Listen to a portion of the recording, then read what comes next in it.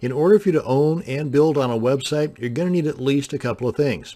You'll need a domain name. You'll need a tool to get or transfer files from your computer to your website and from your website to your computer.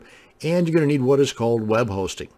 Web hosting is what allows individuals and organizations to make their websites accessible to others via the interweb, otherwise known as the World Wide Web.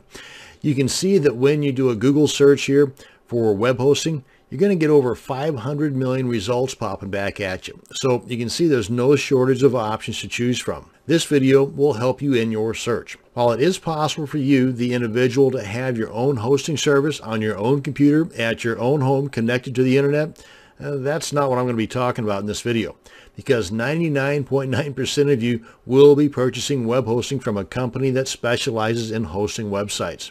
You know, kind of like your HostGators or DreamHost, or one of the other bazillion web hosting companies out there. Now, I'm a huge do-it-yourselfer, but hosting sites on my own computer, not so much. Now, before you purchase what you need, you should think a little bit about what you want. What is your end goal here for your website? Now, I know that there will be some changes as your site evolves, but in order for you to get started in the right direction, you should at least have a bit of a plan laid out first. For example, ask yourself these questions, and grab your pen and paper and write them down. What is my budget for getting things started? How long will that budget last without any income? Will I need a bunch of traffic just to break even? Will I sell things? And if so, what can I sell? Digital goods, physical goods, or both? Will you be hosting large file downloads? Will you have videos on your site?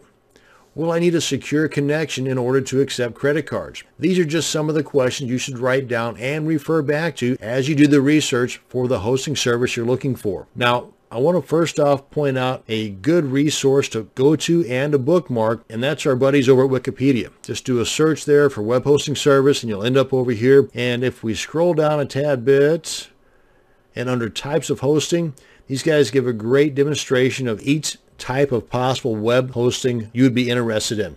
From the free that I would highly recommend not getting into, to the shared, which is the most popular and a great way to start things out. Next up would be the reseller web hosting, virtual dedicated server, or the VPS, virtual private server, dedicated hosting, and they give you a bit of a comparison between each of these. And this kind of starts off with the least expensive, that being free, and goes up to the most expensive, which is the co-location. Now, cloud hosting is kind of sort of one of the newer guys, and this is ideal for a lot of reasons, but it has a couple of drawbacks that may be deal breakers for you. So by all means, check into these as possible options. Now, one of the more popular services out there is called HostGator. I use HostGator. Actually, I use 4 different web hosting services, but that's information for a different video. But for the time being, I wanted to point out right here, big bold letters, unlimited.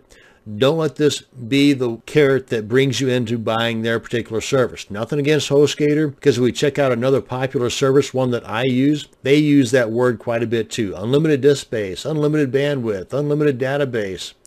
Well, the thing is though, is that unlimited is not so unlimited.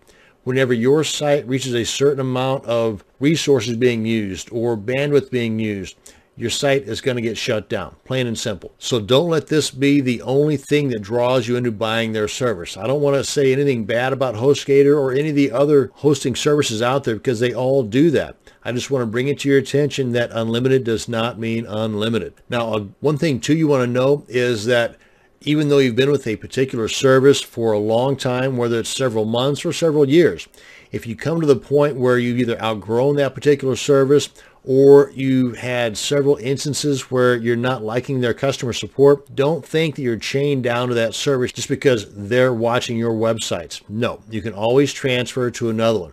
Just as they say here at D9, and this is one of the things that I use them for, to actually transfer my reseller account from HostGator. I've got an individual hatchling plan with them now, but I had a reseller account with them and I had like 25, 26 different sites hosted on that reseller account. I moved them all over to D9. And they did it all for me. So it was like nothing that I had to do except for give them some names and some emails, and bing, bang, boom, they did all the heavy lifting for me. And it was totally free. So just know that you're not chained down to a particular service if you find that their support or whatever reason you feel you should move, go ahead and move. Now, Rackspace has been around for quite a while, and one of their specialties is that cloud server that I was referring to earlier. The major plus to this is that the traffic spikes that you might encounter and that would get your site shut down on a D9 or a HostGator or a DreamHost or Bluehost, on a cloud server, not so much, because the cloud server uses the resources of many different servers, whereas other servers, the VPSs or the dedicated or the shared, they're using one server. And whether it's dedicated or shared, whenever your website hits that particular spike, boom, you're shut down. These guys, whenever you hit that particular spike, they share those resources out over other servers. So you never really experience a spike. You never get shut down as a result of using excessive resources. The drawback to a cloud type server is that they are being shared over several different servers. So if privacy is a big issue to you in that respect, I mean, they say that everything's secure, but comparing that to a dedicated server, which is on one physical location, and on a cloud server, it's over the course of several different physical locations. If that's the deal breaker for you, well, you should consider that in deciding on if you're going to move everything to the cloud or not. A couple of tools I want to mention here. Uptime Robot at uptimerobot.com. Totally free, and this is a service that will monitor and alert you when your site or sites are down. They'll send you an email or a text message, and if it happens enough times, you might want to consider that as a way of saying bye-bye HostGator or bye-bye DreamHost. Another neat tool is if you come across a site that loads super fast and you visit it regularly and you never see that it's down and you want to see who their hosting service is, this is the site you want to check out, whoishostingthis.com. Just put in their website here, and it'll give you all those details. Hopefully this video will answer a lot of those questions that you wrote down earlier in helping you determine which hosting service or which hosting package and service is best for you. That's going to bring us to the end of this video on web hosting. Thank you very much for watching, and you have a great day.